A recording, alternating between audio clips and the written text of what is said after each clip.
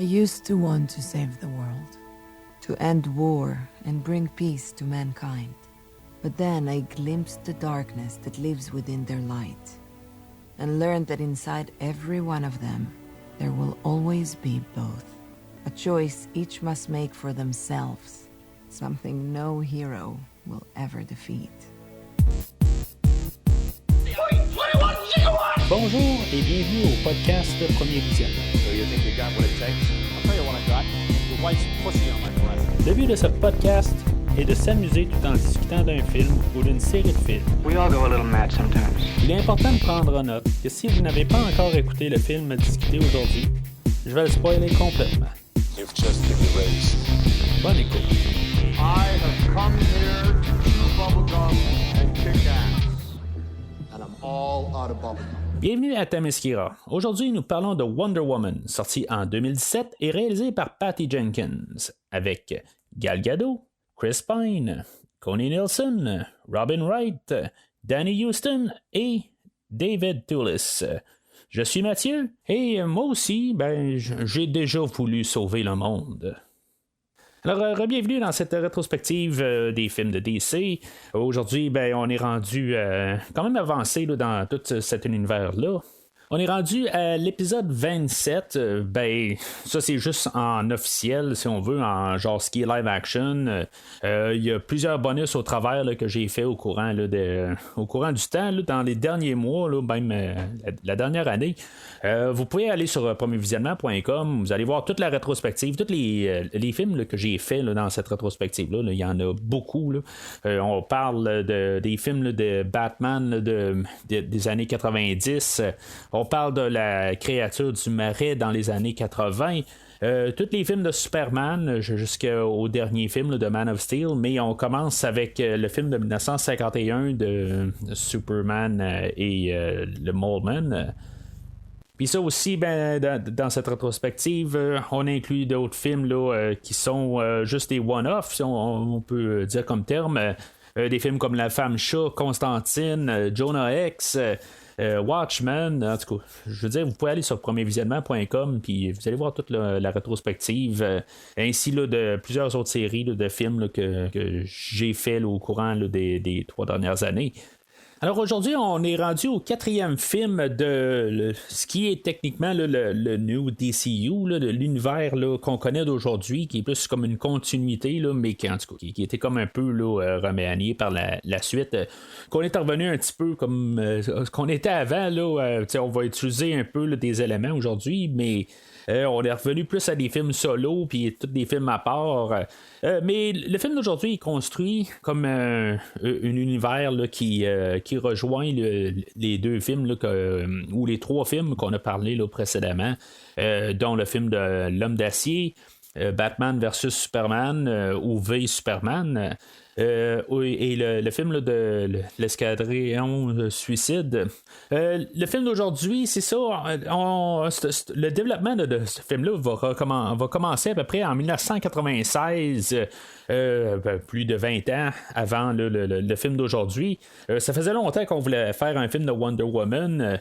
À l'époque, on avait Ivan Reitman qui était attaché au projet. Puis c'est ça, dans le fond, là, c'est un film là, qui a vraiment eu plusieurs moutures. Il y a même un temps où on avait Joss Whedon qui était en train de travailler dessus pendant plusieurs années. On a des actrices comme Catherine Zeta-Jones qui aurait pu faire le personnage de Wonder Woman. Il y a un bout de Joss Whedon, lui, il avait en tête Angelina Jolie. Peut-être aussi Kate Beckinsale qui était pressentie pour le rôle. Toutes sortes de moutures qu'on a eues là, au courant des années, mais finalement là, ça a porté à rien. Il y a un temps où on voulait pas faire de prequel, on voulait pas retourner dans le temps, on voulait faire un film là, actuel. Puis finalement, c'est ça. On a là, finalement là, quand Patty Jenkins est arrivé à bord sur le projet. On a décidé de faire un prequel au film qu'on a déjà vu, ou son apparition qu'on avait déjà vu là, dans Batman v Superman. Puis un peu de changer les origines là, du personnage. Dans le fond, je suis pas trop connaisseur là, sur le personnage de Wonder Woman.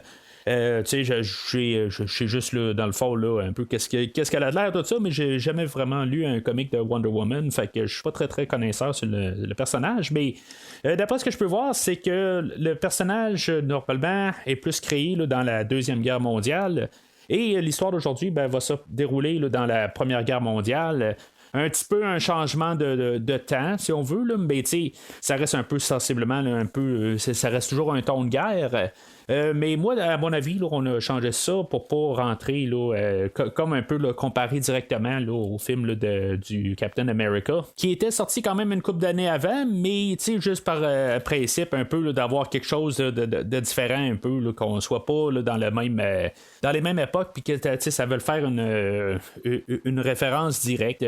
En tout cas, moi, c'est pour ça, je pense qu'on fait, parce que techniquement, on pourra changer là, les Allemands pour des nazis. Là, je veux dire, c'est un peu le même principe, un peu, mais c'est ça. Dans le fond, le fond là, de l'histoire reste toujours un fond de guerre, tout ça. On a changé un peu là, juste des éléments clés, là, mais ça reste quand même là, une histoire là, qui se passe il y a plusieurs années.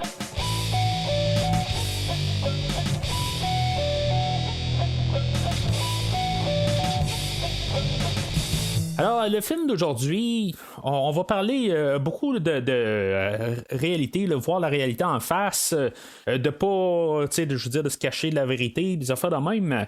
On va avoir comme l'île déjà en partant, qu'il n'est pas visible par les autres, puis que même les Amazoniennes sur l'île ne veulent pas voir la réalité.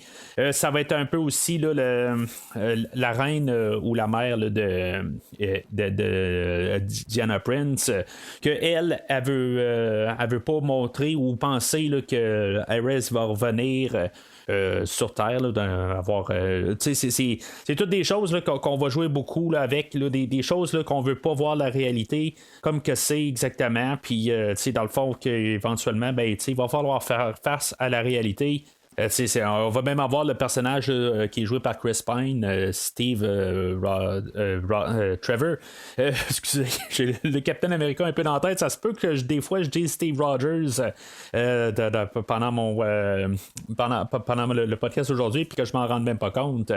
Mais c'est ça, le personnage de Steve Trevor, lui, il va aussi, il est un petit peu aveuglé là, par le fait qu'il y a peut-être un personnage là, un dieu qui s'appelle Ares, que lui, ce serait le dieu de la guerre. Puis, c'est ça un peu. C'est genre une thématique là, qu'on va jouer là, pas mal tout le long du film. Puis, on va jouer avec la naïveté là, de Wonder Woman là-dedans. Mais, en bout de ligne, elle a peut-être raison. Puis, c'est un peu ça un peu là, qui fait partie un peu là, de l'histoire. Là, puis, on va jouer avec ça. Puis, on va avoir aussi une genre de sous-thématique de féministe, de juste la vision là, de féminine. On a une réalisatrice aujourd'hui, on n'a pas un réalisateur.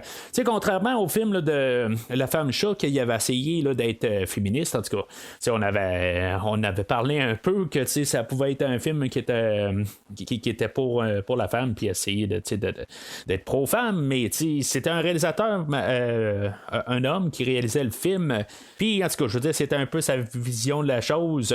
Mais aujourd'hui, c'est clair que ça change beaucoup le fait d'avoir une réalisatrice en arrière de la caméra. Ça sera pas un film qui va essayer nécessairement là, de dénigrer l'homme.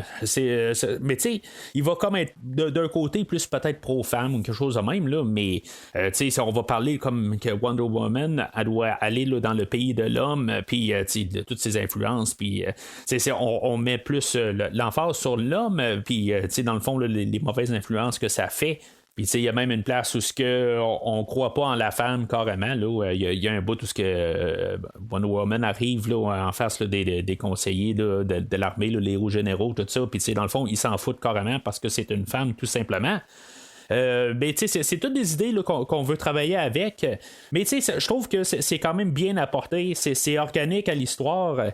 Puis contrairement, mettons, encore pour apporter le film de la femme chat, où ce qu'on avait essayé là, de comme implanter un peu cette idée-là. Mais je veux dire, je suis arrivé quand même pour dire que je sais pas si, mettons, les femmes sont super asexuées là-dedans, tout ça. Fait que dans le film d'aujourd'hui, ben, la manière qu'on va nous présenter chaque femme, ben, sont pas là, asexuées du tout. Là, je trouve ça quand même assez bien. En bout de ligne, on est concentré sur l'histoire. Puis c'est ça qui, je pense, qui change beaucoup là, le fait là, d'avoir une femme en arrière de la caméra et non un gars qui essaie de plus être stylisé.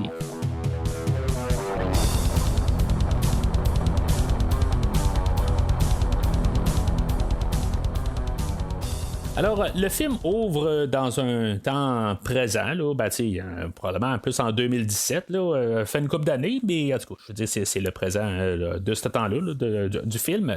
On est un peu juste après le dernier film où ce qu'on l'avait vu. C'est comme un peu la suite de Batman v Superman, mais en même temps, c'est ça, on va nous raconter là, l'histoire de comment que Wonder Woman là, s'est rendue là, à l'étape là, où dans le fond là, l'histoire là, pourquoi que elle se promène au travers de la planète par la suite. Là, je veux dire, pourquoi elle n'habite plus sur son île. Là. Mais en tout cas, je vais avoir des questions un peu à la fin. Pourquoi qu'elle est quand même rendue là? Parce que c'est pas vraiment des histoires qu'on va nous raconter. Là, pourquoi qu'elle a vraiment quitté l'île à la fin. On va savoir pourquoi qu'elle va être là dans les prochaines aventures. Mais en tout cas, c'est ça qu'on nous promet un peu là, au début.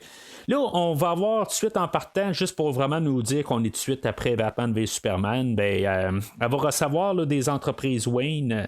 La photo qu'elle avait trouvée informatiquement, mais finalement, par la suite, Bruce Wayne a réussi à trouver là, la photo, l'original, fait qu'il l'envoie à Diana Prince. Là, je vais m'arrêter aussi tout de suite.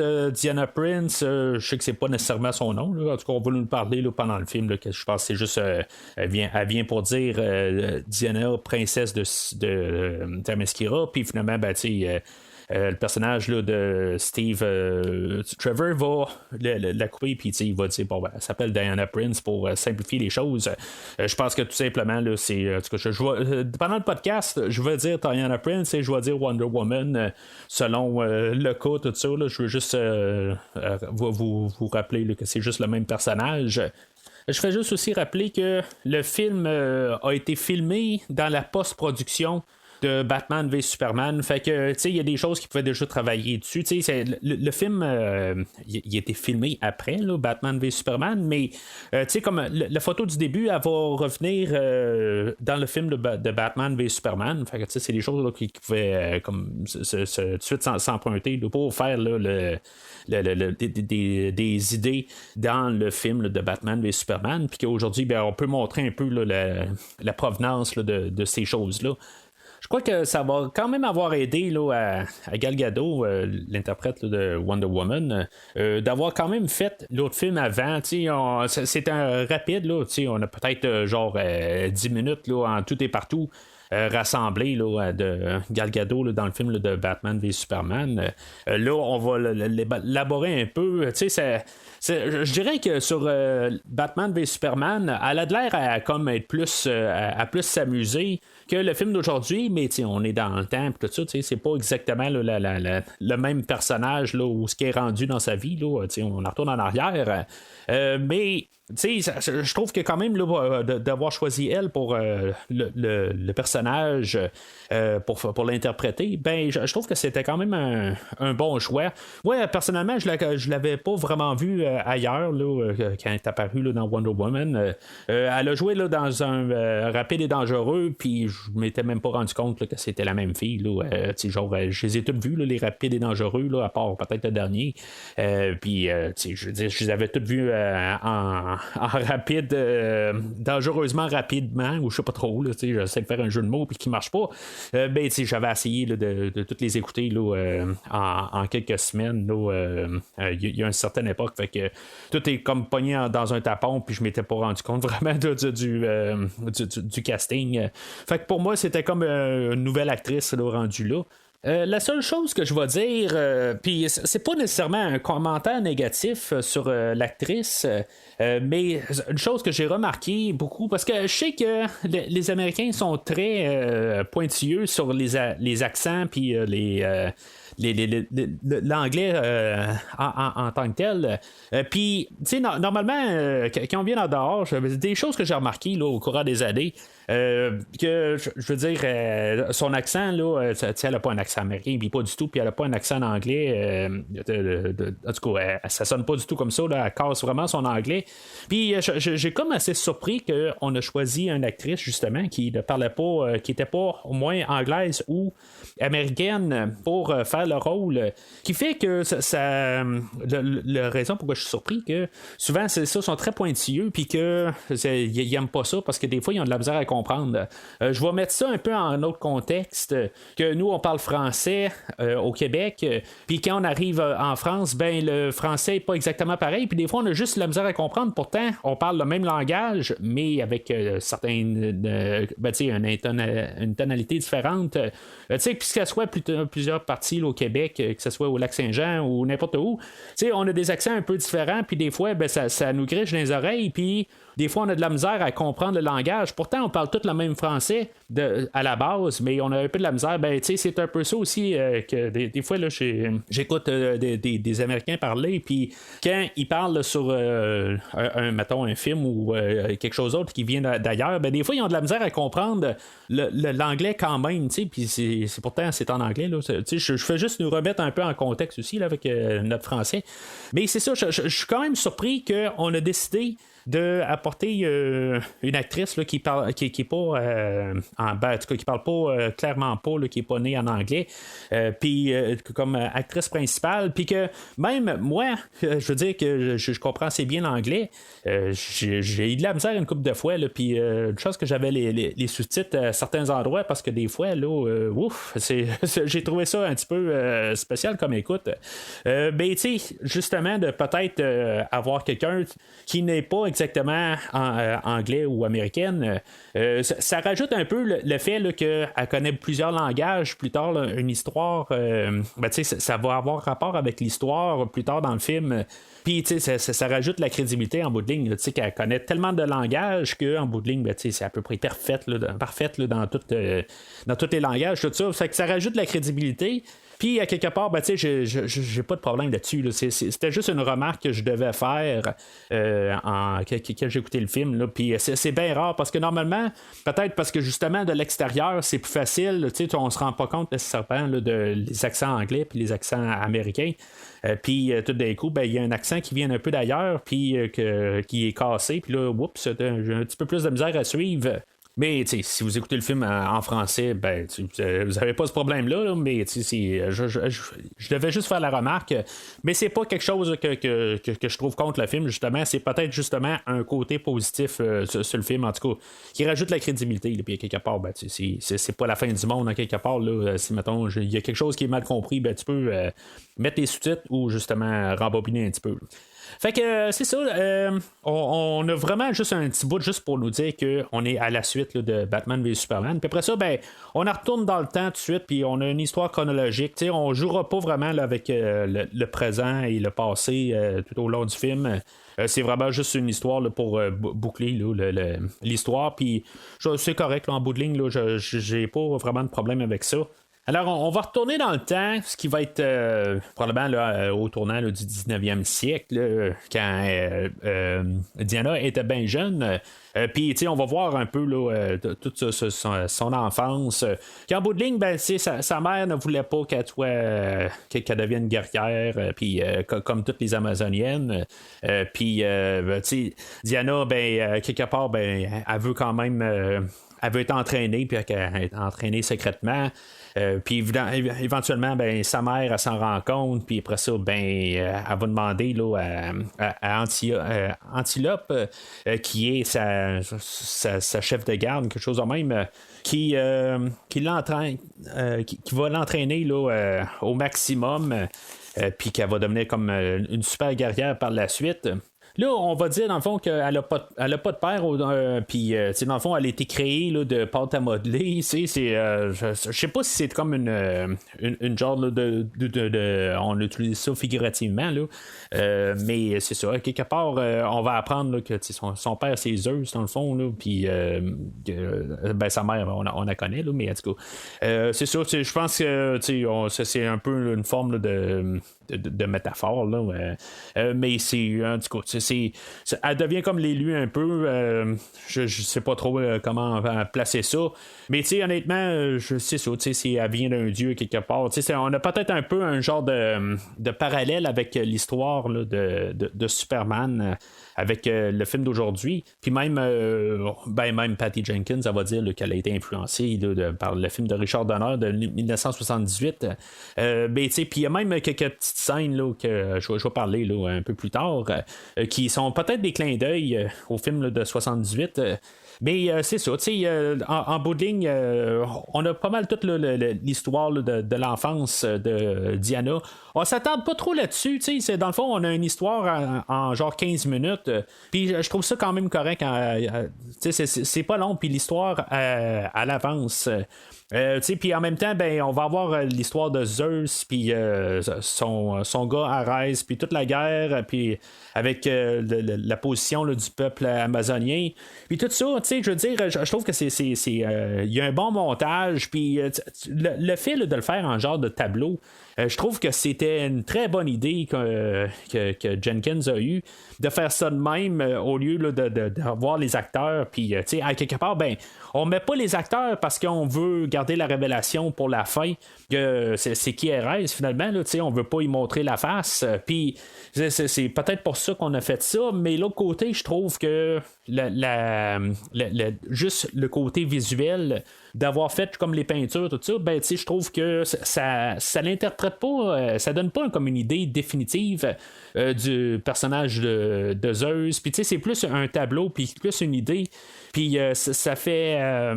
On n'arrive pas pour dire que tel acteur ou telle forme est la version définitive d'un dieu. Je sais pas, j'essaie d'expliquer, mais c'est un petit peu dur à placer. C'est peu importe là, quelle figure qu'on peut arriver puis dire que c'est une figure mythique là, que elle ressemble à telle affaire.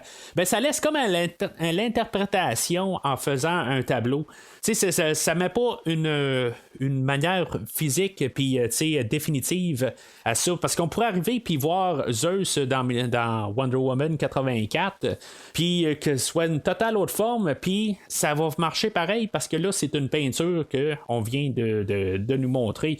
Là je vais juste dire en même temps que j'ai pas vu encore Wonder Woman 84. Je me garde vraiment le plus spoiler free là. Je veux pas de spoiler du tout. Puis depuis quand même là, le pas loin de 6 mois qui est sorti déjà le film là, j'ai réussi quand même à me garder là, à l'écart du film là, puis je suis quand même assez content de ça. Puis ça m'amène à dire que quand on va parler de Wonder Woman 84, ben ça va être vraiment ma première fois que je vais l'écouter là, puis que je vais en parler avec vous là, fait que c'est des choses qui s'en viennent dans les prochaines semaines, mais je vais juste vous le dire, fait que je vais dire des choses aujourd'hui que je ne sais vraiment pas qu'est-ce qu'il va apporter là, dans le film de Wonder Woman 84.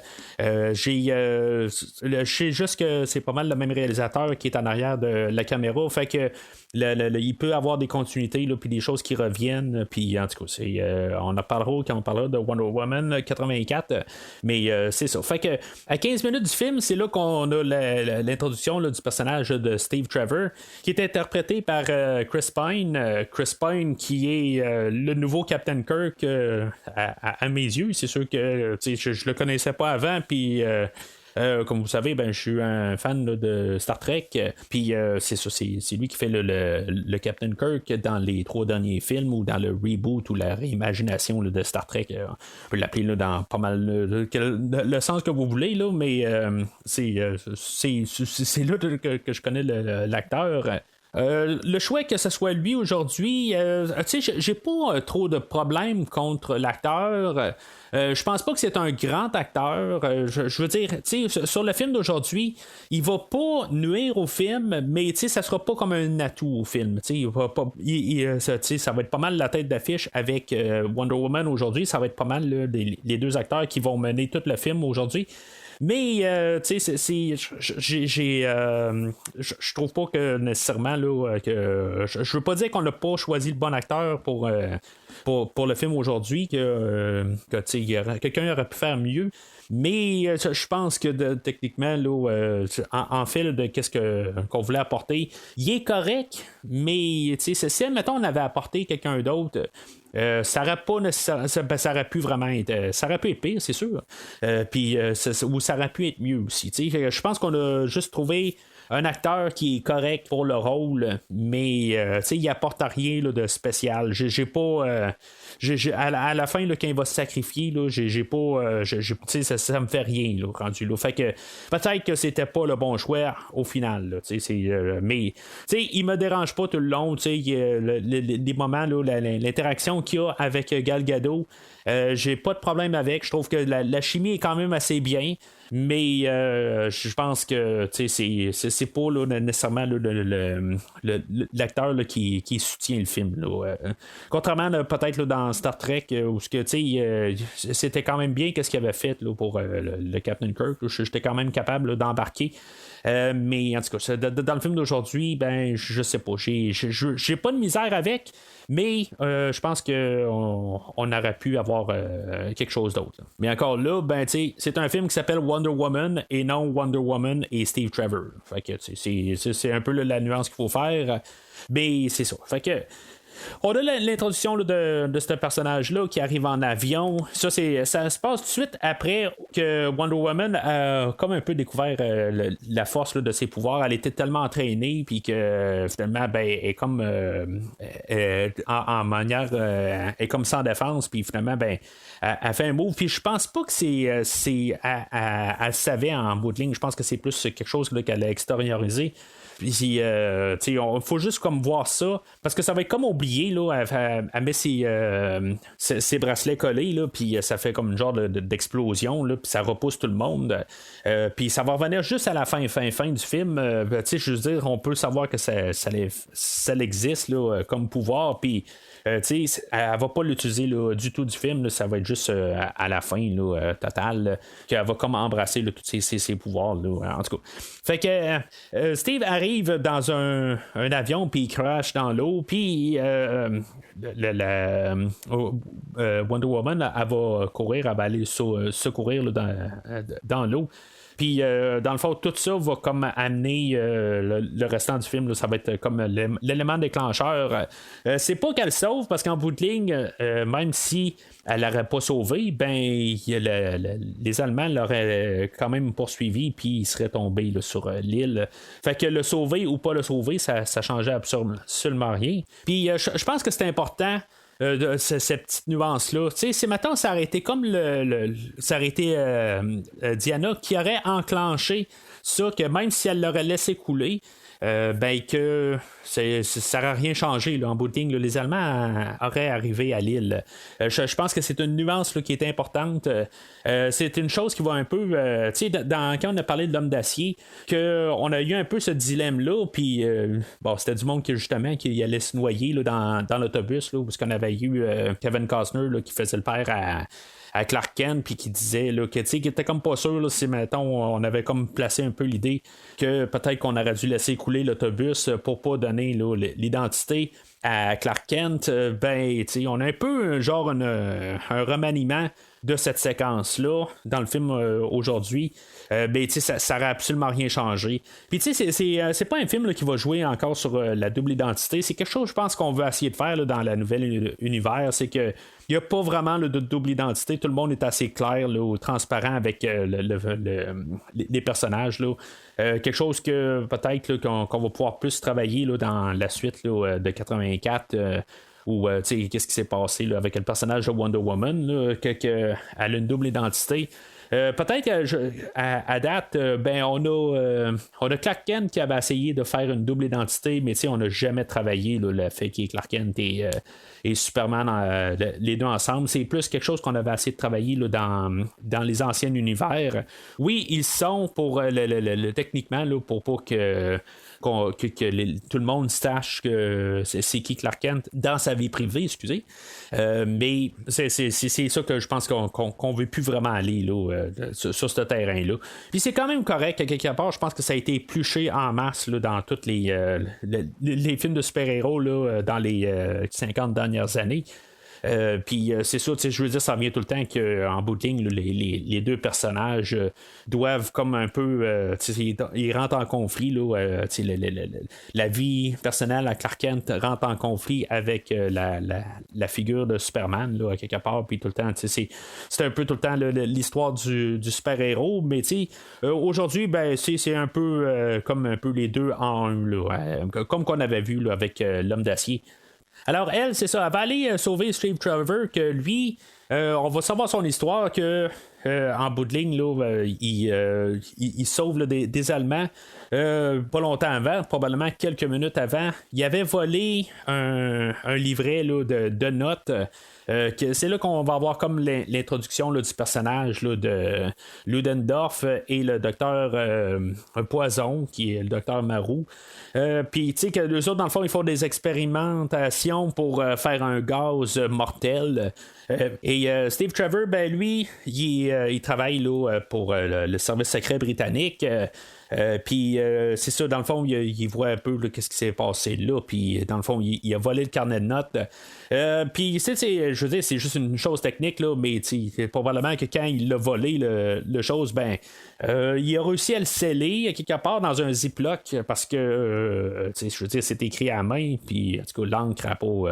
Il n'y a pas eu de problème là, avec. Dans les papiers tout ça, je veux dire, on va voir le livret plus tard, puis il n'y a pas de problème du tout, là, il est super impeccable. Mais Steve est quand même tombé dans l'eau, puis je veux dire, il a eu le temps là, de se faire noyer, mais il faut croire que le livre était bien scellé. Là. Fait qu'en tout cas, c'est une question de taille, là, mais il fallait quasiment que je le dise. Fait que là, elle va le rapporter sur la plage là, de l'île. Puis c'est ça. Fait que les Allemands vont suivre Steve Trevor. Puis finalement, se rendre compte qu'il y a comme une île. Ils vont débarquer. Puis finalement, ça va être comme une scène d'action là, qu'on va avoir. Dans le fond, le film avance assez rapide quand même. Là, on est genre à 15 minutes du film, là, 15-20 minutes. Puis on a notre première grosse scène d'action. Ils sont tous des guerriers, dans le fond. Ils sont tous entraînés là, toute leur vie là, pour pouvoir se battre. Mais je veux dire, les Allemands arrivent, puis c'est pas long. Ils font quand même un ravage. Il faudra pas qu'il y ait plus d'Allemands qui arrivent sur l'île parce que toutes les Amazoniennes, ils seraient décimés assez rapidement. Là, il y a Antiope qui était la garde en chef là, de la reine, là, qui va se faire tuer là, à la style là, je parlais de Kevin Costner tantôt, là, mais ça me faisait penser quasiment là, au Bodyguard, là, un autre film avec lui, que c'est ça sa job, là, puis je veux dire, elle va protéger Diana de se faire tuer, puis c'est ça, elle va mourir là. Puis, tu sais, la scène, elle va pas mal terminer là. C'était ça le but, dans le fond, là, c'est d'avoir le personnage d'Antiope qui meurt. Puis, tu sais, honnêtement, ça va tellement vite qu'on n'a pas le temps vraiment là, de s'attacher au personnage. Puis, tu sais, c'est ça que je vais peut-être dire un peu qui est plate. On comprend un peu là, le système de l'île, mais tu sais, comment ça fonctionne. Mais, tu sais, elle va mourir. Puis, tu sais, je sais pas si ça devait être elle qui meurt ou sa mère, parce que, tu sais, on va voir avoir un peu une genre de petite rivalité là, entre ces deux sœurs, dans le fond. Puis, tu sais, peut-être qu'on aurait pu mettre ça en un personnage. C'est peut-être ça que je vais un peu dire là, qui est maladroit là-dedans. Là, puis, juste une question là, de mettre ça un petit peu plus linéaire, puis avoir un peu là, au moins là, de mélange, tout ça. On est pour faire ça en quelques minutes, ben, juste avoir peut-être eu la seule et unique personne là, qui était là. Puis, c'est sûr que genre sa mère est pas très très présente aussi. Là, on avait vu que peut-être la relation était plus faite avec Antiope, puis c'est elle qui va mourir. Puis, dans le fond, qui va se sacrifier là, pour garder Diana. Mais, tu sais, à quelque part, je me le demande si, mettons, Diana, elle serait vraiment morte là, par la suite. Là, parce que, tu sais, on ne la voit pas nécessairement à recevoir des balles directement pendant le film, là, ce qui est à peu près impossible. Là, qu'on va en parler un peu plus tard, là, que c'est à peu près impossible là, qu'elle ait reçu aucune balle. Puis c'est ça que je me dis. Si elle a reçu une balle, je suis pas sûr qu'elle serait morte de toute façon. Fait que techniquement, là, puis ils savent d'où qu'elle vient. Hein, ils savent que en bout de ligne, là, c'est la fille là, d'un dieu quelque part. Fait que qu'elle meurt par une balle, ils doivent le savoir que probablement qu'elle ne mourra pas, mais dans le fond, qui rend un peu la mort d'Antiope pour rien. Alors, suite à ça, ben c'est ça. Steve est interrogé, puis il utilise ce qu'ils ont un genre de fouette qui fait dire la vérité. C'est quand même un peu drôle, un peu. Puis je trouve ça quand même correct un peu là, pendant le film. Là, on va réutiliser un peu là, le fouette. Puis c'est juste pas mal au seul moment où on va l'utiliser un peu en fait de comédie. Puis après ça, ben, la comédie est passée, puis on sait qu'est-ce que ça sert de ça, puis c'est correct là, en bout de ligne. Je savais pas exactement que c'est ça que ça faisait là, le fouet là, avant de voir le film là. C'est quelque chose là, que j'ai su par la suite. Fait que mettons qu'on regarde là, Batman v Superman, puis Diana qui sort de son fouet, je veux dire ça sert absolument à rien là, sur Doomsday, là, mais quand même, ça aurait pu le faire parler ou quelque chose de même, là, on se dit, mais peu importe. Fait que, mais c'est ça. Fait que, on a quand même l'introduction de le fouet, quoi, parce que là, ça va faire que, éventuellement, ben, Diana, elle va voir embarquer là, avec la quête à Steve de vouloir sauver le monde là, de la guerre, tout ça, puis en tout cas, fait qu'elle va aller récupérer une armure, puis un bouclier, puis c'est ça, l'assaut, bien sûr. Là, on avait eu un peu l'introduction plutôt qu'il y avait une épée, puis qui était reconnu comme le tueur de Dieu, quelque chose de même. Puis, dans le fond, c'est comme pour donner là, une idée là, que c'est ça qui peut tuer seulement un Dieu, puis elle doit le prendre. Puis, ça va être avec ça que Diana va vouloir tuer Ares à la fin là. Puis finalement ben, c'est ça, on va se rendre compte que c'est pas ça le tueur de Dieu, c'est Wonder Woman elle-même là, qui est la tueuse de Dieu là. Fait que c'est ça, tu sais, il y a une scène là-dedans là, où il y a Steve et Diana là, qui jasent, puis tu sais que lui est en train de prendre son bain, puis là après ça ben tu sais ça joue un petit peu là, sur le flirting un peu, puis finalement ben, tu sais ça l'a fait quand même avancer là, l'histoire, puis tu sais un peu comprendre là, pourquoi qu'elle va être comme convaincue là, d'aller avec Steve Trevor là, pour retourner au monde là, puis dans le fond là, ils vont avoir un peu une quête différente là, les deux là. Mais tu sais je trouve ça quand même bien là, la manière là, qu'on apporte le personnage de Steve Trevor, puis c'est comme sa motivation en quelque part, puis il va arriver, il va parler de son père, puis que son père il a dit ben tu peux toujours rester là, puis regarder ça, regarder là, l'histoire se dérouler puis rien faire, puis il a dit qu'il a déjà essayé ça ben, de rien faire, fait que ça laisse juste l'option 2 de faire quelque chose. Puis tu sais je veux dire juste je trouvais quand même ce bout de choses là bien écrite, puis c'était quand même c'est le genre d'affaire là, qu'on dit dans chaque film là, pour trouver une motivation aux gens tout ça, puis tu sais la manière qu'on a apporté ça là, dans ce film là, j'ai trouvé ça comme quand même bien écrit. quand Diana, par la suite, c'est ça, elle va chercher là, toutes les affaires, l'armure de Wonder Woman, elle va chercher le bouclier, puis l'épée, puis le lasso, ben, tu sais, elle doit sauter un genre de précipice, elle saute toute une genre de grosse, d'une montagne, une genre de grosse crevasse, puis elle doit sauter pour se rendre de l'autre bord. Tu sais, j'imagine qu'il y a une autre manière là, de se rendre là, que juste par sauter, mais faut pas qu'elle passe par la porte, là, dans le fond, elle va voler là, les choses. Puis c'est comme juste une manière là, de montrer qu'elle découvre un peu ses pouvoirs, là, qu'elle n'a jamais découvert, là, qui était genre super forte, quelque chose de même. Là. C'est quand même un peu bizarre là, comme manière là, que ça arrive. Là. Je veux dire, on nous le montre pour nous autres, mais qu'elle n'a jamais su là, qu'elle avait comme une super force. Là, c'était un petit peu nono, là, mais en tout cas, c'est ça qu'il faut savoir avec cette scène-là. Là, elle est en train d'escalader le mur, puis finalement, ben, elle est comme forcée de se faire des trous sur le côté de la tour pour pouvoir monter. Là.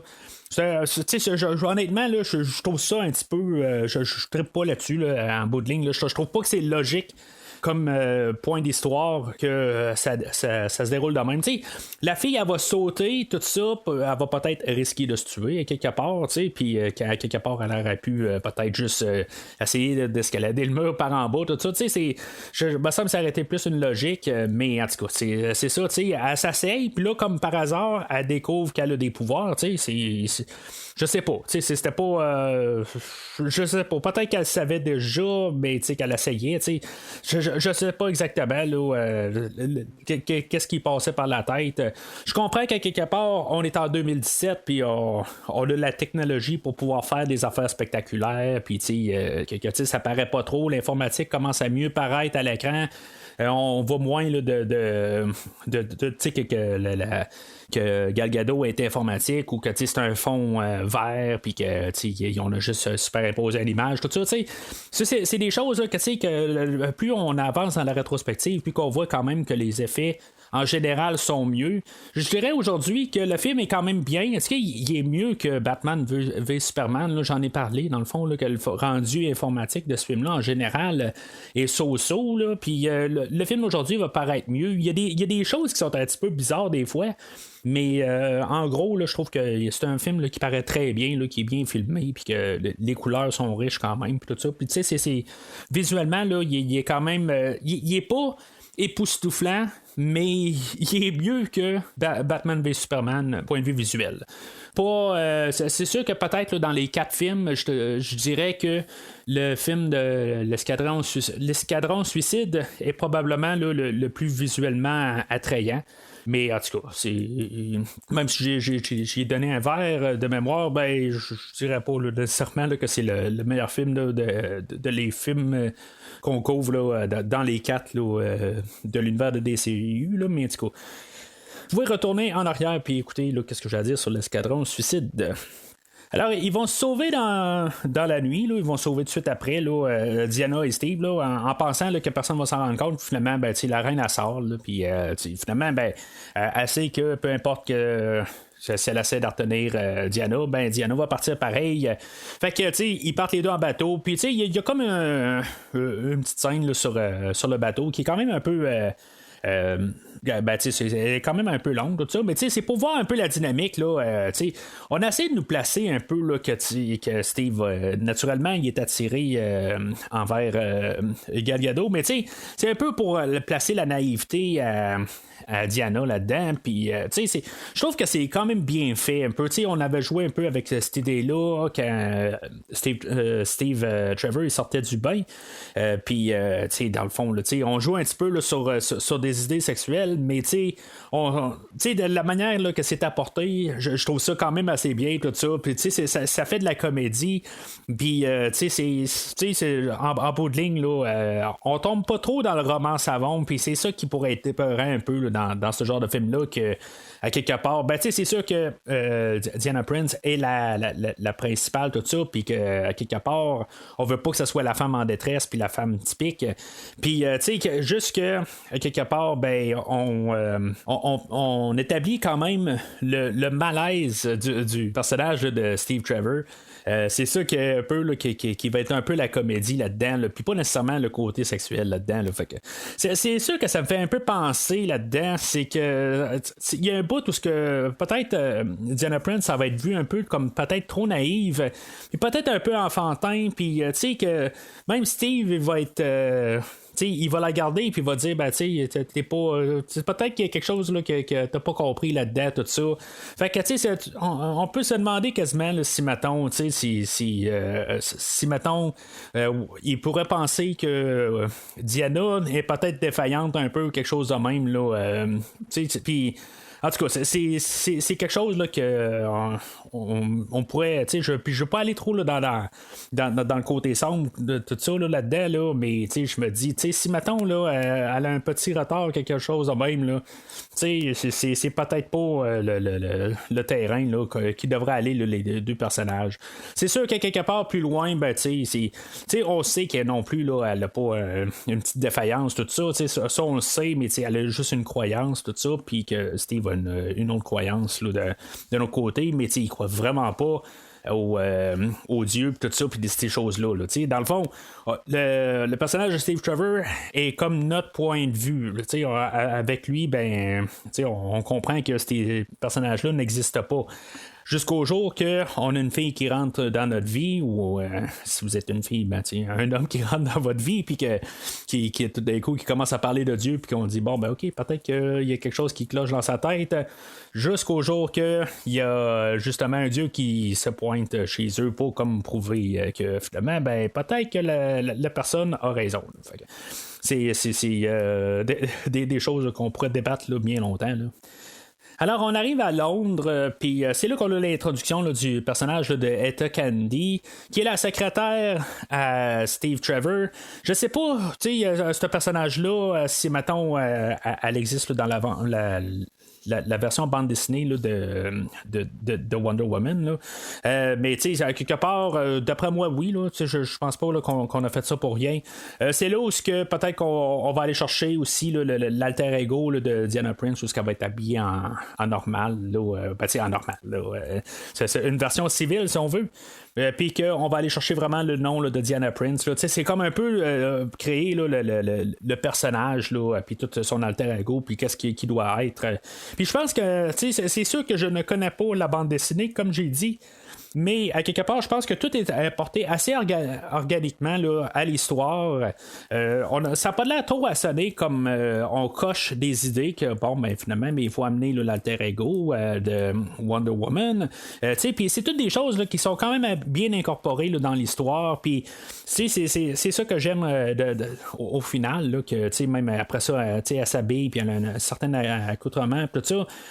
Puis, tu sais, il y a juste une chose que je me dis que je vais remarquer parce qu'elle va essayer plusieurs linges pendant le film. Puis, je me dis juste que je sais pas si vraiment ces robes-là ou tous les gilets qu'on voit nos personnages porter, puis même les lunettes que Gal Gadot elle va porter, je sais pas si on avait des belles lunettes de même à l'époque, là, en 1915. Je sais pas. Ça m'a fait juste comme réfléchir.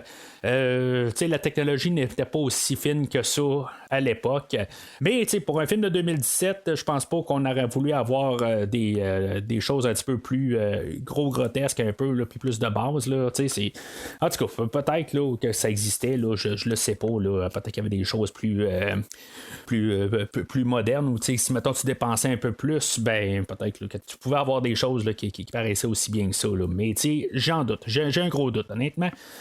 Mais tu sais, c'est un film aussi que quand on prend des photos à l'époque, ben tu sais, ils ressortent super bien HD. Là, quand on voit bien là, que les photos là, qui ont survécu avec le temps ne sortaient pas aussi claires là, que c'est qu'on voit des photos de ce temps-là, ils sortent pas aussi clairs.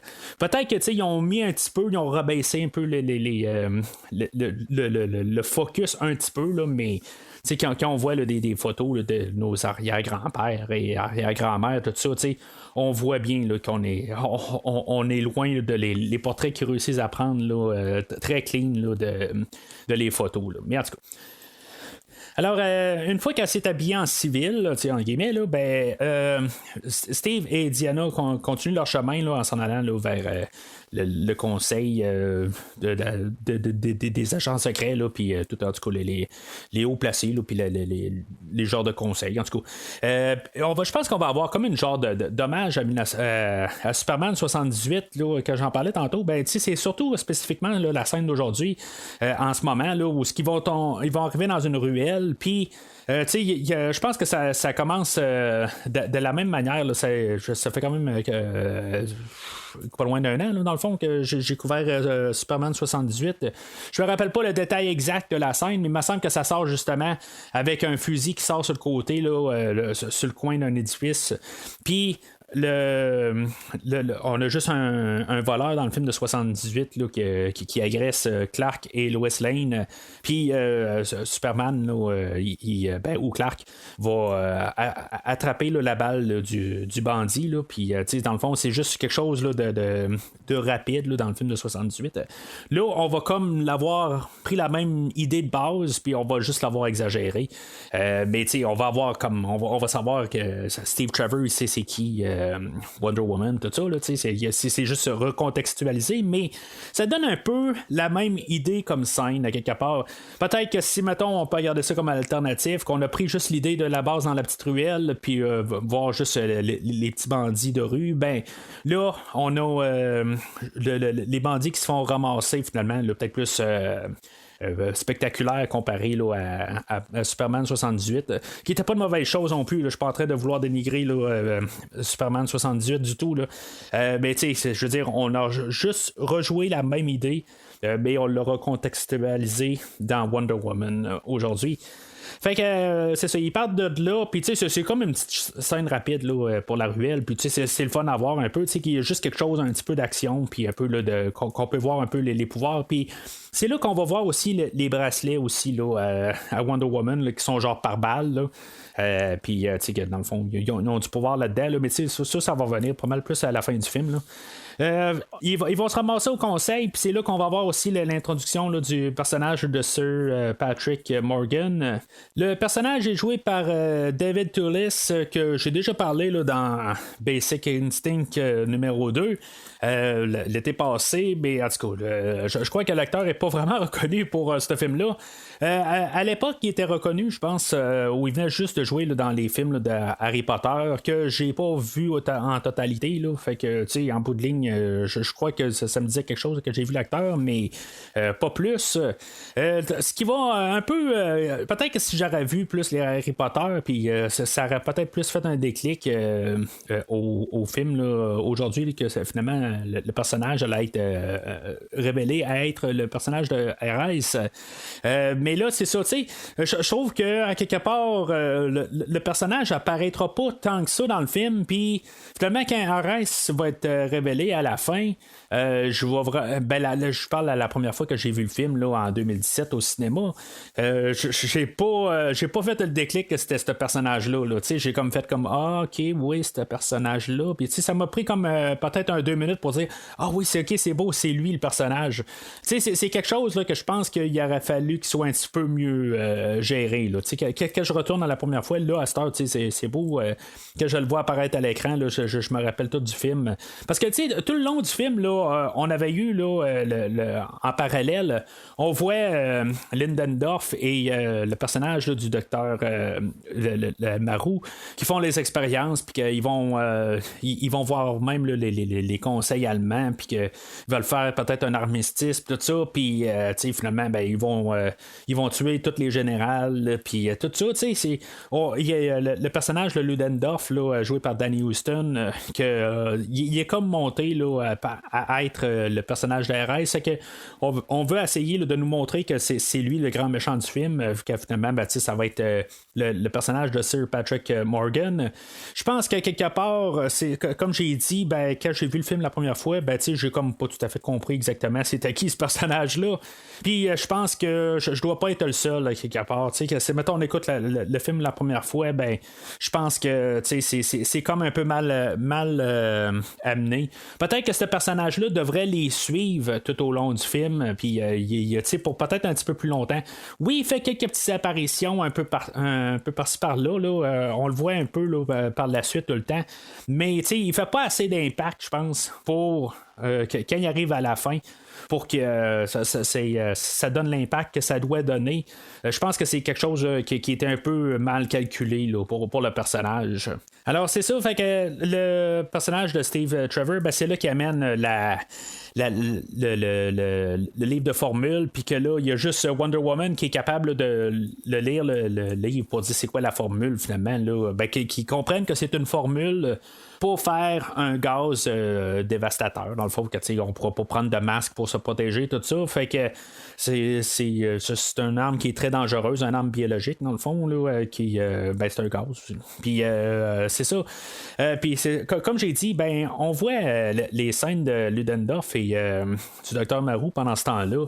Je trouve quand même là, la chimie entre ces deux personnages-là, de Ludendorff et le Dr. Marou, j'en ai pas parlé tantôt, j'arrête pas là, de comment en parler un peu entre certains sujets, là, tout ça. Là, je vais juste en parler 2 minutes. Je trouve qu'ils font un bon duo.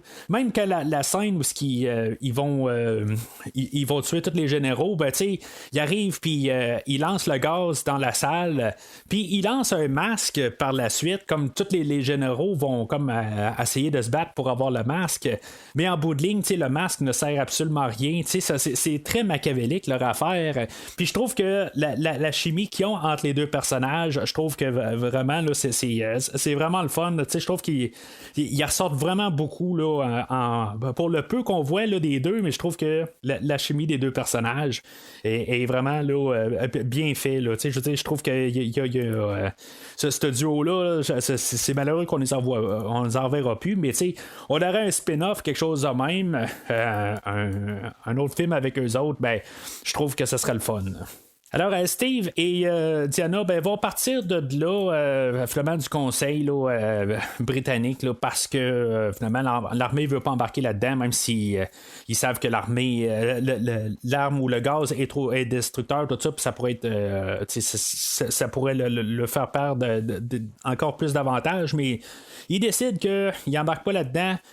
Probablement parce que justement à cause de Diana elle-même, on voit le grand général là-dedans qui arrive et qui dit regarde, c'est une femme, elle peut rien faire là-dedans, tout ça. Ça va un peu avec la thématique du film, puis comme un peu pour prouver le contraire dans le fond, là, que finalement elle a peut-être raison rendu là, mais que à l'époque même, on se disait c'était une femme, puis dans le fond ça vaut rien comme idée là. Fait que c'est un monde d'hommes que elle doit ressortir là, de ressortir du lot, puis que finalement que tout le monde avait tort là. Comme j'ai dit, ça va avec l'idée féministe du film.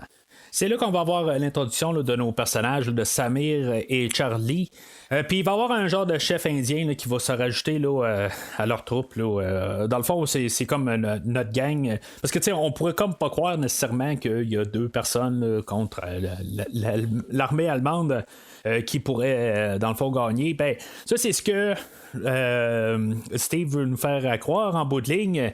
Mais en bout de ligne, on a besoin juste là, de Wonder Woman au total. Fait que il se ramasse finalement sur le champ de bataille là, où il se promène dans les tranchées, tout ça, puis on sait un peu là, la situation, que dans le fond là, il y a comme un champ, puis qu'en bout de ligne il y a l'armée allemande d'un bord, puis il y a les Britanniques de l'autre bord, puis que dans le fond ça bouge pas depuis une année à peu près là, puis c'est juste vraiment aussitôt que quelqu'un se monte la face, il est descendu.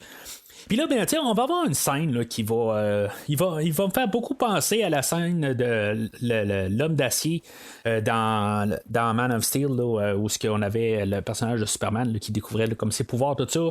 Que là, Wonder Woman va comme arriver là, puis se dire là, c'est assez, là, je veux dire, tu m'empêches d'être Wonder Woman, là, en guillemets, depuis le début du film. Puis j'en profite aussi pour dire que le personnage là, de Wonder Woman, on on l'a jamais en nom, là, Wonder Woman, là, on l'entend jamais. Là, c'est juste. C'est un peu aussi comme Superman aussi, là, on le dit jamais. Là, pendant l'Homme d'acier, on dit jamais son nom.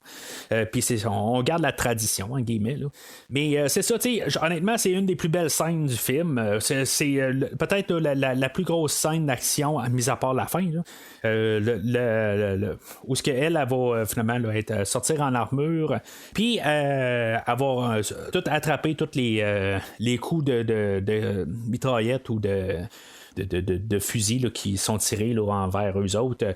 Et qu'elle réussisse à attraper toutes les balles, je trouve ça un petit peu, ça n'a pas de sens. À quelque part, il n'y en a pas un qu'il a décidé de tirer juste aux jambes, tout ça, même qu'elle prend son bouclier, puis qu'il y a un qui a un super canon. Puis elle a réussi à arrêter tout avec son bouclier. Puis que finalement, il n'y a pas une balle qui va en dessous du bouclier. J'ai un petit peu de misère à croire à ça, mais ça revient un peu à ce que je disais au début. Même s'il y a une balle qui a réussi à passer, j'ai l'impression que ça y aurait pas fait grand chose. Il y a un bout où de toute façon elle reçoit quelque chose, puis elle enlève le bandage, même on a vu du sang, mais ça l'a guéri là, par la suite. Là. Fait que le personnage là, d'Antiope là, est décédé, puis elle devait pas décéder rendu là, c'était juste pour une question d'histoire, mais ça n'a pas de sens à quelque part qu'elle s'est sacrifiée, puis que ça l'a rien. Ça l'a pas donné quelque chose en bout de ligne. Là. Elle n'a pas sauvé la vie à Diana. Là. C'est juste que je vais arriver pour dire. Mais c'est ça, je reviens à la scène où ce qu'elle court dans les champs, tout ça. Puis on entend là, la musique là, de Rupert Gregson Williams. La trame sonore, là, surtout dans cette scène-là, elle rajoute tellement une grandiosité là, sur la scène. Je pense qu'elle était très importante aussi. Puis dans ces scènes-là, quand on va être rendu au village après ça, ben on va ramener là, le thème là, qu'on avait eu à la fin là, de Batman v Superman, quand Wonder Woman est revenu. Je sais pas c'est qui a vraiment composé ce thème-là. C'est-tu Hans Zimmer et Junkie XL ou c'est lui, Rupert Gregson Williams, qui a écrit puis que finalement on l'a pris dans l'autre film. Là, ça, je sais pas.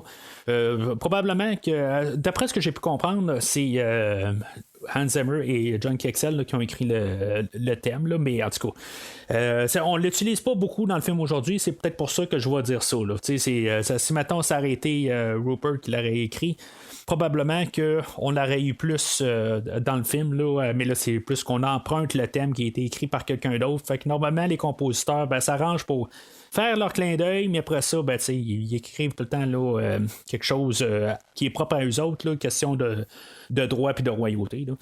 Mais tu sais, la trame sonore, je vais en profiter pour en parler. Je trouve que c'est une belle trame sonore. Il y a des beaux moments, mais tu sais. Je l'ai écouté plusieurs fois, là, je veux dire, ça fait une couple d'années là, que je la possède, puis je l'ai écouté plusieurs fois. Je trouve que peut-être que il n'y a pas grand chose qui ressort. C'est ça que je vais arriver à reprocher un peu là, à la trame sonore, c'est qu'il y a des beaux moments dans le film, là, comme cette scène-là, je veux dire, elle serait rien, elle serait pas rien, là, mais je veux dire. La musique, elle rajoute beaucoup. Mais comparativement à la scène que je fais référence là, à l'Homme d'acier, où on a les premiers vols à Superman, que les thématiques reviennent, puis il y a quelque chose qui rajoute beaucoup à la scène. La trame sonore du film d'aujourd'hui, ça rajoute quelque chose à la scène, mais à part de ça, dans le restant du film, elle va bien avec tout ça, mais c'est comme sans plus. Là. C'est pas une mauvaise trame, mais au final, il y a, ça reste oubliable par la suite. Là. C'est juste vraiment dommage à quelque part. C'est pas mauvais, mais c'est sans plus. Il y a pas mal mieux. Là. C'est mettons, là, à date, là, c'est sûr que la trame sonore là, de l'Homme d'acier est de loin supérieure au film là, d'aujourd'hui. Là. C'est au pire, si mettons, là, vous le mettez sur random puis vous mélangez les deux trames sonores ensemble, là, ça sera pas mauvais. Là. Parce que le genre de feeling est quand même similaire. Là, mais c'est juste que le Rupert Gregson Williams n'a peut-être pas encore le talent là, ou le pouvoir d'écriture que Hans Zimmer a là, sur la trame sonore là, de Superman. En tout cas, ça c'est juste, je les compare parce qu'on était dans le même univers. Là. C'est pour ça que je fais la comparaison directe. Mais je veux dire, c'est quand même pas mauvais. Là. Des fois en parallèle, là, des fois on parle d'autres trames sonores là, dans le temps. Là, j'ai parlé là, des trames sonores là, de King Kong avec Christophe qui était sorti là, la même année, je pense, là, sur Skull Island. Ben, tu sais, la trame sonore là, de Kong, ben, tu sais, est très drable, tout ça. Mais en tout cas, là, je veux comme un peu comparer là, des pommes avec les pommes là, dans le même univers. Puis, je trouve que, tu sais, est correct. C'est pas un mauvais achat si, mettons, vous voulez écouter puis passer le temps, tout ça. Ben, tu sais, en tout cas, moi, vous avez mon endossement. Mais allez plus écouter là, L'Homme d'acier. Je pense que vous avez à 100% mon endossement, encore beaucoup plus que celle-là d'aujourd'hui. Fait que elle, c'est ça, elle va se rendre au village là, qui est comme pogné en esclavage là, avec les Allemands et tout ça. Puis dans le fond, là, on a une scène là, juste dans le fond là, pour montrer les pouvoirs à Wonder Woman. Puis qu'on a quelque chose finalement là, qu'on n'a pas depuis le début du film. Parce que c'est un film qui est comme concentré quand même sur pas mal l'histoire. Il n'y a pas vraiment beaucoup d'action. C'est quelque chose qu'on peut quand même remarquer. Là, à part le film là, de l'Escadron Suicide, où il y a quand même plus de choses qui se passent quand même là, pendant le film. Il y a plus d'explosions, des affaires de même, je veux dire. Là. Quand on regarde même Batman vs Superman, c'est long avant que. Il y a beaucoup d'histoires, il n'y a pas tant d'action que ça. Puis même la séquence d'action qu'on a là, elle dure 5-6 minutes, puis c'est tout. Puis c'est correct, honnêtement. Je trouve que c'est comme un point fort du film. Puis, on n'en a pas trop, puis on n'en manque pas. Là, juste bien dosé. Alors, suite à leur victoire, là, on a des petits moments intimes là, avec Steve et Diana. Puis c'est là aussi, ils se rapprochent, puis probablement qu'ils couchent ensemble là, ce soir-là. Une des seules choses que je sais à propos de Wonder Woman 84, puis aussi ça, vous êtes en avance sur moi, là, mais en tout cas, tout ce que je peux savoir, c'est que Chris Pine revient dans Wonder Woman 84, puis qui va faire un descendant de Steve Trevor. Est-ce que Sash, ou c'est un clone, ou c'est lui, ça je le sais pas exactement. Est-ce que Sash, c'est pas le même personnage, mais je sais pas si son personnage dans Wonder Woman 84 est un fruit de cette soirée-là, ou finalement, il y avait quelqu'un d'autre, là, ça je sais pas, là. En tout cas, je vais voir éventuellement, là, puis je trouve juste ça plate un peu d'un côté, mais quelque part, de toute façon, je suis en train là, de critiquer le film d'aujourd'hui, puis peut-être que rétroactivement, je vais arriver, puis je vais dire, bon, il y a quelque chose qui marche pas, là, en tout cas, je trouve ça quand même le fun de parler juste du film, puis pas être influencé par le film de 84, là, de Wonder Woman 84, puis juste de vous dire les pensées que j'ai avant de l'écouter. Puis pendant ce temps-là, on a les Allemands que pas loin de là, ils font un genre de gala, puis genre une grosse une soirée où est-ce qu'on va réunir là, des générales, puis tout ça, puis ça là, j'ai un petit peu de misère à comprendre ça. Tu sais, il y a un village qui était contrôlé par les Allemands, puis genre la journée avant, ils perdent le contrôle de ce village-là, puis juste pas loin de là, il va y avoir des Allemands qui vont se réunir pour avoir une soirée comme si de rien n'était. Mais tu sais, ils sont genre juste au bord de la montagne, là, tu sais. Ouais, ils vont vraiment faire ça. Tu sais, je veux dire, je sais pas, tu sais, c'est peut-être que tu reportes ta soirée ou tu fous le camp, tu sais. Quelque part, c'est des têtes dirigeantes. L'armée est là, oui, à la porte, mais tu sais, le contrôle est pas très fort, là, quelque part, tu sais. On s'entend que ça devrait être plus renforcé. Puis à quelque part, cette soirée-là ne devrait pas avoir lieu si près de quelque chose qui vient juste la journée avant d'avoir perdu le contrôle dessus. Là, je sais pas, ça n'a pas de sens tout à fait. Là. Je comprends pourquoi on l'a fait, point de vue histoire, mais quelque part, ça n'aurait pas dû avoir lieu. Là. C'est là où quand quand même, on nous lance la perche là, que Sir Patrick, lui, il veut pas vraiment là, que qu'il se rende là, dans le fond, qu'il aille tuer Ludendorff. Puis, tu sais, c'est là où on lui laisse un peu encore croire par la suite là, que le personnage de Steve et de Diana sont toujours à la poursuite là, du grand machin qui est Ludendorff. Puis tu sais, on peut le voir tout de suite quand on réécoute le film. Puis en même temps, c'est la manipulation que Sir Patrick fait rendu là. C'est tout il joue d'un sens, mais quelque part, nos personnages vont de l'autre sens. C'est juste la manipulation mentale. Mais tu sais, c'est ça. Puis en même temps, c'est pour revoir un peu le personnage de Sir Patrick pour quand à la fin on a la révélation, on sache qu'on sache c'est qui, là, mais comme j'ai dit la première fois, là, j'en ai même pas pris compte là, parce qu'il n'est pas assez là longtemps à l'écran. Je pense que c'est ça le problème. Il faudrait qu'il soit là et qu'il fasse quelque chose à part juste parler. Quelque part, il faudrait peut-être qu'il y ait eu quelque chose de concret. Là. Mais c'est ça l'affaire qu'on a oubliée. Là. Fait que là-dedans, il y a comme un peu de la comédie là, pour que finalement il y a Steve qui réussit à rentrer. À part de Diana, qu'elle doit trouver une autre manière là, de rentrer. Puis c'est là qu'on va avoir un face-à-face entre Diana et Ludendorff. Puis tu sais, on va nous lancer une idée là, de Dieu, tout ça, puis les dieux plutôt, puis Ludendorff va répondre, tu connais rien en Dieu, puis tout ça.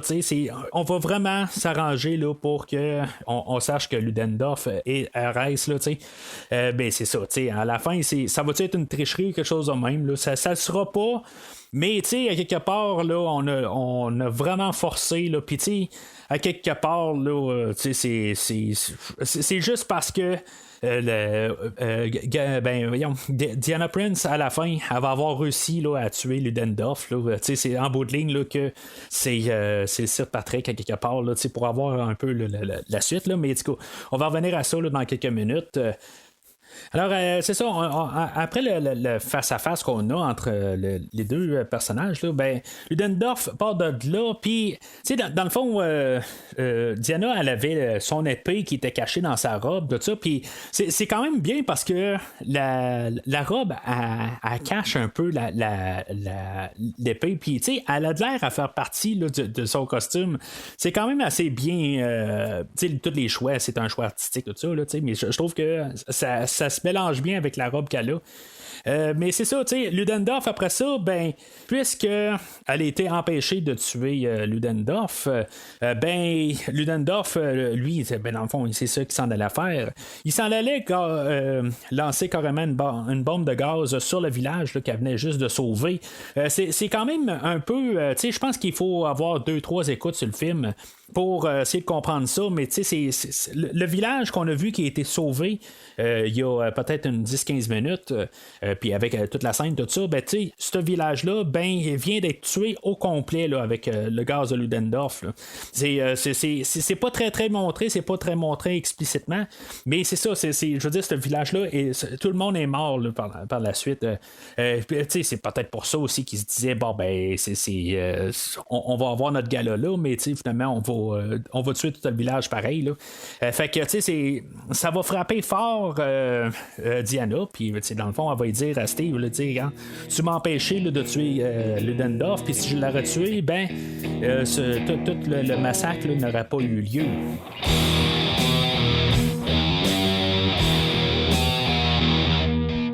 Alors, une des seules utilités, dans le fond, qu'on a de nos personnages, là, de Samir, Charlie et le chef indien, le chef indien a suivi Ludendorff, puis il envoie un nuage de fumée, puis c'est là que le Ludendorff et puis que Diana va suivre dans le fond pour finalement vouloir l'exécuter.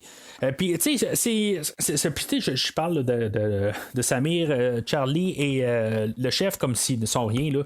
En bout de ligne c'est ça pareil. Tu sais ils ont des belles personnalités. Puis tu sais ils rajoutent un petit peu un petit côté rigolo au film. Puis tu sais c'est correct.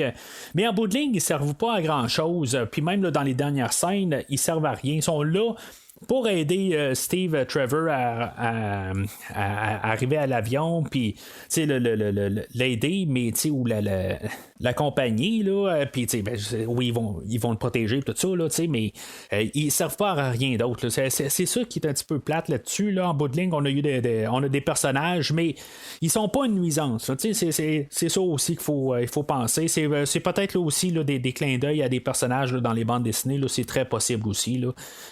Puis que ça rajoute un peu de trois-dimensionnalité au film. Mais ils servent à rien. Il y en a même pas un là-dedans qui meurt ou quelque chose de même. Ils servent à rien. Là. Mis à part le chef qui arrive avec son nuage de fumée pour savoir où ce que Lidendorf est rendu. Fait que on a Diana qui rattrape Lidendorf. Puis là, pendant tout ce temps-là, on pense que probablement que c'est le combat final, qui aurait été comme un peu un combat assez atténué. Il n'y a pas grand-chose. Dans le fond, ils se battent là, dans une cabine de surveillance. Puis finalement, Diana va avoir le dessus sur lui. Puis elle va le tuer avec l'épée, là, le tueur de Dieu.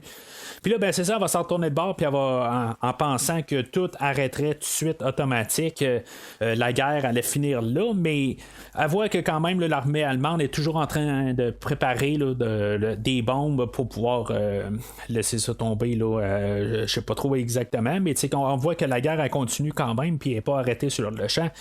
Steve va arriver, puis il va dire, je veux dire, peu importe ce que tu penses, ça continue, fait que là, il faut réagir.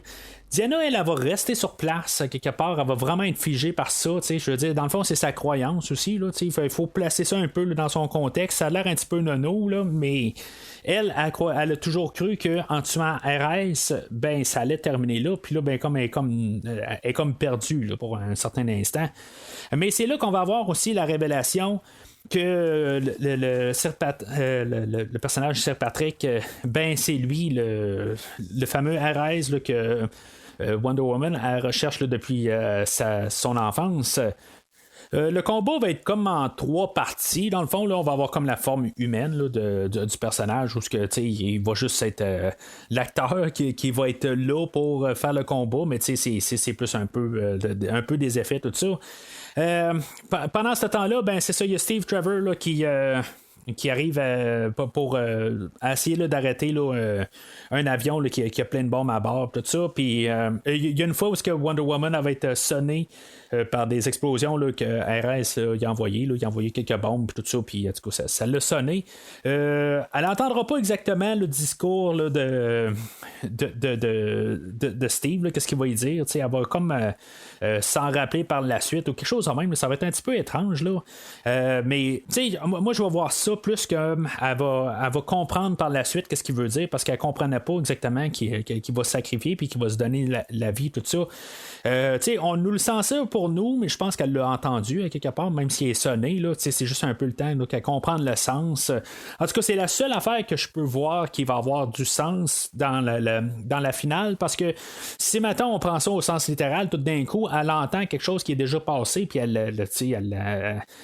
c'est là qu'elle l'entend par la suite. Là, ça n'a juste pas de sens. Mais moi, j'ai plus l'impression que quelque part, c'est une fois là, elle commence à réaliser quelque part juste le sacrifice là, que Steve a fait. Parce qu'une fois que Steve il va monter à bord de l'avion, puis finalement, il va faire sauter toutes les bombes, puis Wonder Woman, elle va crier non. Là, je veux dire, le très classique là, qu'on voit dans tous ces films-là, là, en bout de ligne, puis elle comprendra pas sur le coup, je pense, le sacrifice de Steve.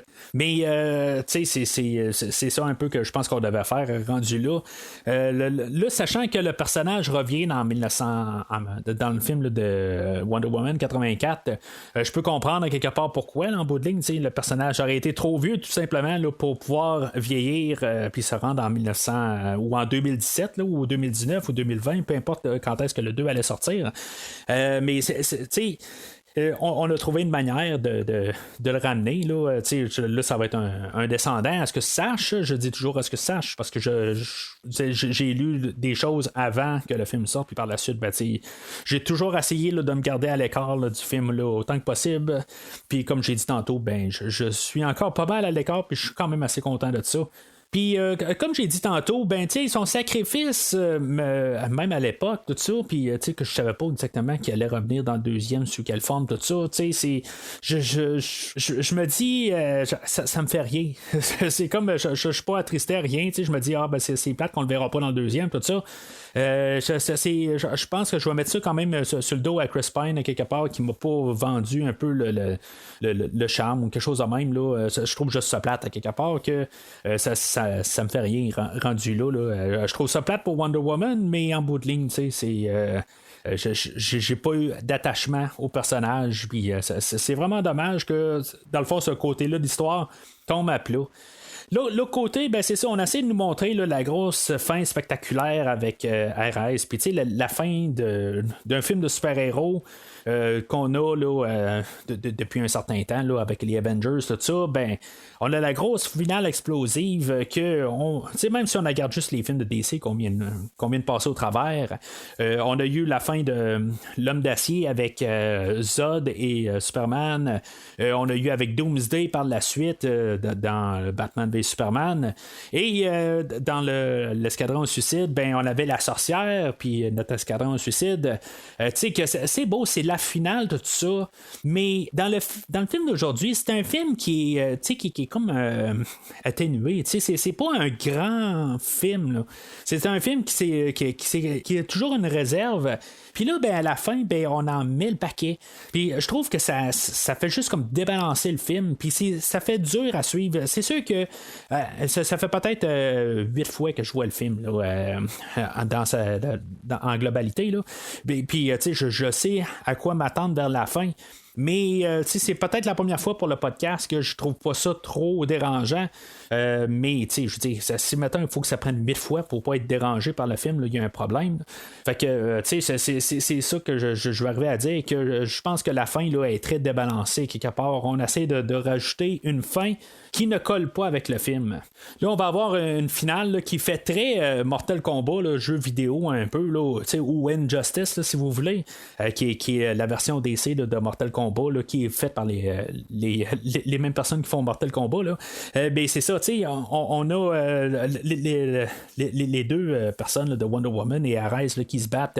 Puis là, il y a Ares là-dedans, là, qui est en forme 2.0 là, avec une genre d'armure, puis dans le fond, il va se rapporter un peu à l'image qu'on avait là, dans le portrait, là, ou la peinture qu'on avait vu au début du film, là, mais c'est comme je dis, ça reste un peu sujet à interprétation, là, mais je suis pas fan du tout là, de sa forme à la fin, mais c'est supposé être comme un fils de Dieu, tout ça, puis c'est correct, là, pas de Dieu, mais de Zeus plutôt.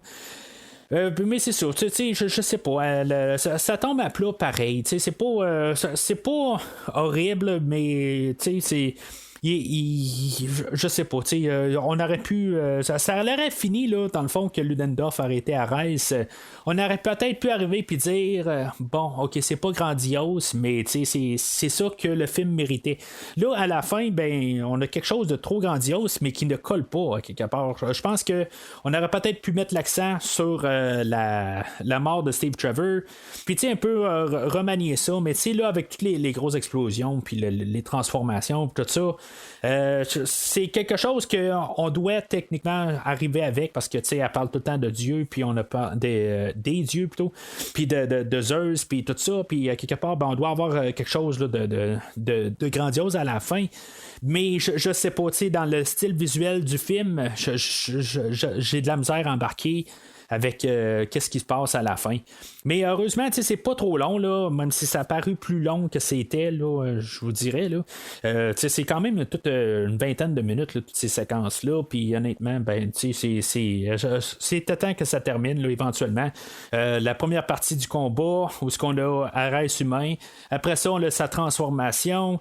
Puis après ça, ben, il y a Diana qui prend qui va embrasser ses pouvoirs quelque part, puis qui va devenir comme genre genre par-dessus là, les pouvoirs d'Ares, puis quelque part, peu importe ce qu'Ares fait, est capable d'encaisser tout, puis elle fait même pas là, bouger là, un sourcil à rien. Là, je veux dire, il n'y a aucun problème, là, elle l'écrase comme tout. C'est comme un beau moment, encore une fois. Mais c'est juste le temps que ça arrive à là, c'est un petit peu long. Alors, une fois que Ares est anéanti, on sait que le docteur Maru n'a pas été tué. Là, elle va pouvoir survivre là, pour un autre film ou quelque chose de même si on a besoin là, par la suite. Là, je sais pas si elle revient là, d'une telle forme dans le film de 84. J'ai aucune idée, mais en tout cas, ça, on verra là, quand je serai rendu là, dans plusieurs semaines. Puis on va revenir quasiment tout de suite où ce qu'on était au début du film. On va revenir au présent. Puis on sait que Wonder Woman, là, elle a repris son costume puis est prête là, à défendre l'humanité là, parce qu'elle a retrouvé elle croit en l'amour puis tout ça. Puis, honnêtement, pourquoi qu'elle a arrêté de croire de vouloir, qu'elle a raccroché là, son lasso? Je sais pas exactement. Je vois pas la raison pourquoi on ne l'a pas vraiment mis sur papier. À la fin, elle a compris c'était quoi le sacrifice à Steve Trevor. Fait que, je sais pas exactement. C'est maintenant, on en revient au début du film, puis même elle nous le dit là, qu'au début, il y a un temps où elle voulait sauver le monde, tout ça, mais je veux dire, OK, c'est le fun, mais là, ça veut dire que tu as perdu la foi en humanité, mais c'est ça qui l'a fait gagner sur Ares, fait que je sais pas exactement. Quelque part, peut-être qu'il va y avoir des réponses dans Wonder Woman 84. Peut-être qu'elle était active jusqu'à 84. Puis à 84, c'est là qu'elle va décider de raccrocher son lasso parce que il y a ce film-là qui se passe entre les deux aussi. Là. Fait qu'en tout cas, on verra qu'est-ce qui va se passer là, quand je vais parler là, de Wonder Woman 84. Mais pour un film qui est supposé comme de trouver la réponse à ça, parce que si tu ouvres un film en disant il y a un temps où je voulais sauver le monde, tout ça, ça veut dire que tu veux nous expliquer pourquoi que tu étais t'avais pris ta retraite là, jusqu'à la fin du film là, c'était ça que tu devais nous montrer, mais elle l'a pas fait là, on nous a pas montré ça là, pendant le film.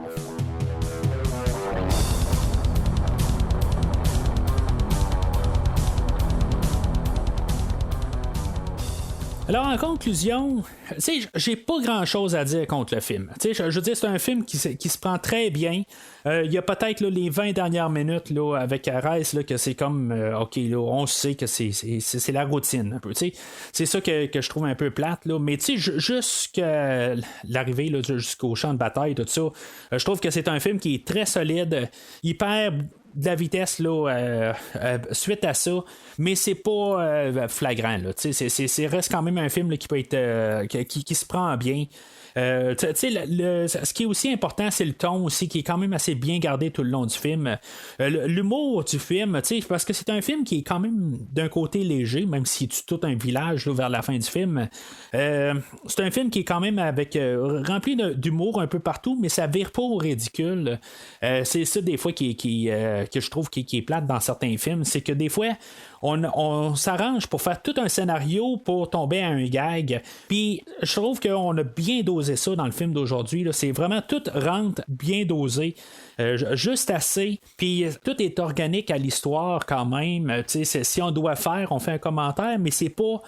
C'est pas un gag qui va continuer sur tout le film ou quelque chose de même. En tout cas, c'est tout bien dosé. Puis je trouve que c'est ce qui fait que le film il passe très bien pour son intégralité. Il y a Gal Gadot que j'aime bien dans le film aussi, malgré son accent, là, que une couple de fois, il y a une chose que j'avais laissé là, les sous-titres parce qu'il y a des mots des fois là, que sont pas tout à fait là, bien articulés. Là. Mais à part de ça, là, pour sa prestation, je l'aimais peut-être plus là, dans Batman v Superman. Elle avait l'air à vraiment vouloir être là. Là, peut-être qu'elle a un petit peu un stress parce que là, elle a vraiment le film sur ses épaules. Mais pour la globalité, je l'aime bien là, dans le rôle. Là. J'ai absolument rien à dire contre elle dans le film. Le seul bémol, c'est ça. C'est peut-être le dernier acte. Puis Chris Pine, je veux pas dire que c'est une mauvaise chose dans le film, là, comme j'ai dit, c'est pas un plus, pas un moins, mais ayant su que peut-être qu'il serait pas là dans la suite, ben j'aurais pas été fâché non plus. Là.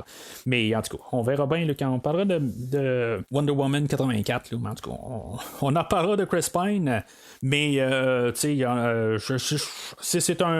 un élément neutre là, pour le film d'aujourd'hui. Alors, c'est pas mal tout pour aujourd'hui. Au prochain podcast, mis à part que je vais faire un bonus là, sur le film de Wonder Woman, film animé là, qui est sorti bien avant le film d'aujourd'hui. Là, mais en tout cas, je vais faire un petit bonus là, sur ce film-là, parler un peu des origines, tout ça. Ça risque d'être un podcast qui sera pas très très long, mais en tout cas, je vais en parler un peu, puis je vais le décortiquer. Chose qui va s'en venir comme un podcast bonus là, dans la rétrospective, que je fais quand même pas mal de bonus là, dans les dernières semaines en plus. Ça, c'est en plus de parler là, de James Bond à tous les jeudis, vendredis, là, vers la fin de la semaine, qui fait quand même beaucoup de stock par semaine, mais en tout cas, c'est juste un bonus. Là. La semaine prochaine, on va parler de le film qui est sorti là, à la suite là, du film d'aujourd'hui. On a le film de Justice League par Zack Snyder, mais en tout cas, qui est plus peut-être le film de Joss Whedon, mais en tout cas, on va en parler dans le podcast. Puis par la suite, c'est ça, on va arriver là, puis parler des autres films. Que ce soit les Shazam, que ce soit les Aquaman. J'ai oublié de dire ça tantôt. Je parlais dans la musique de Rupert Gregson Williams, que lui, il va revenir pour la musique là, d'Aquaman. Fait que, en tout cas, je sais pas s'il va y avoir une grosse différence. J'ai pas écouté la trame sonore là, d'Aquaman. Puis même Aquaman, c'est un film que j'ai vu juste une fois. Je me le suis procuré là, pas trop longtemps après qu'il soit sorti. Je l'ai écouté, puis finalement, je l'ai laissé mort rendu là. J'ai pas eu le désir de revenir, là, mais en tout cas, ça, on en reparlera. Mais entre-temps, n'oubliez pas de suivre Premier Visionnement sur Facebook et Twitter. Et d'ici le prochain épisode, si vous avez besoin de moi, allumez le mat-signal.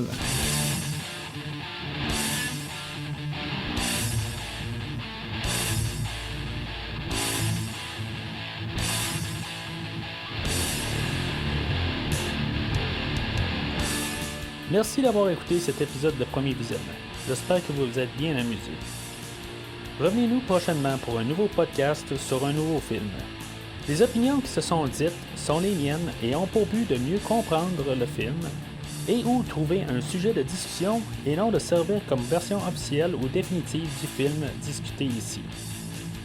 N'oubliez pas de suivre la page Facebook de Premier Visionnement pour être informé de nouveaux podcasts. Vous pouvez écouter Premier Visionnement sur plusieurs plateformes, dont Spotify, YouTube et Stitcher. Merci et au prochain épisode.